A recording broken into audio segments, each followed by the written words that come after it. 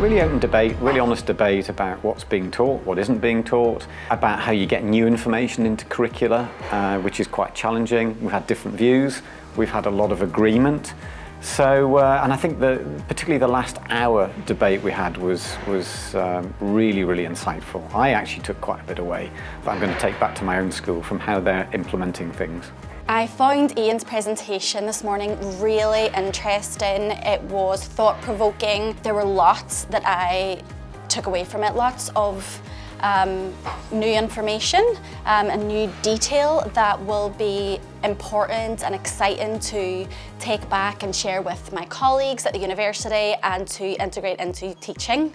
One of the things that I thought was really interesting about his talk was about gingivitis and how a lot of us have dismissed it, but actually the long-term effects of that on people's health, but also financial implications, really needs to be more seriously considered by us. So that's one of the bits that I found really interesting. In regards to the chemotherapeutic agents, I think there was lots of information this morning that has now made me rethink not only how we teach it, but what we're kind of advising patients, and what I will take back to my colleagues at the university is this new information, share it with them, and I think it will be really important to integrate this more into teaching and move it up as a bit more of a priority than what it ever has been before.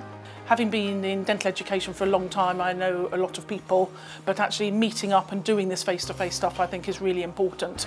And I'm sure all of us will go home today at the end of the day having half a dozen things that we either want to implement into our curricula or read more about, or how we work with our students. So I always find these days really exciting. What was really nice at the end of this morning's session was, when I asked the question, what 2 things are you going to take away from this?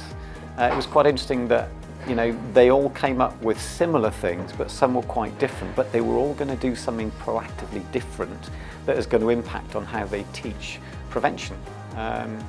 Whether it be chemical agents in mouth rinses, whether it be the importance of gingivitis, whether it be the economic burden, or the S3 guideline actually as well. The common themes came out, and so for me, it was quite useful to know what the most important points from my own presentation were, which ones have landed and which ones haven't.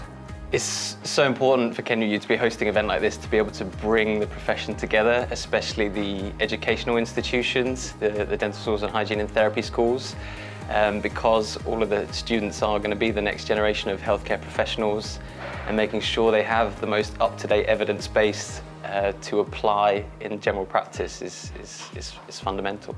We have to work with industry because when you're trying to get prevention messages out there, it's a very expensive thing to do. You don't find the government funding oral health promotion programs on TV. It doesn't happen, and it has to happen, because if we don't get the messages out to the public, we're losing the battle. So for me, the professional environment, the clinical profession needs to work with industry to achieve that, because we've both got the same objectives, improving oral health. We just take different approaches in how we achieve that. And if we work together, then I think the sum of the 2 parts will be greater than those individual parts. And I think that is a winning formula.